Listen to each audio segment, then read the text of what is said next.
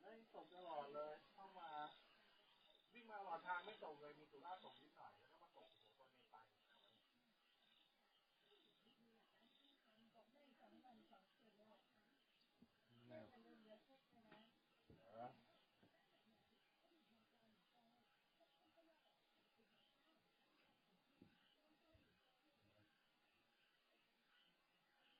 โอ้โห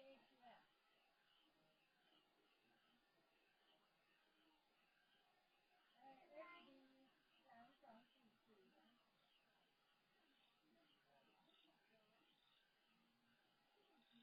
ไอ้วิ่งกี่โมงวะวิ่งกี่โมงวะ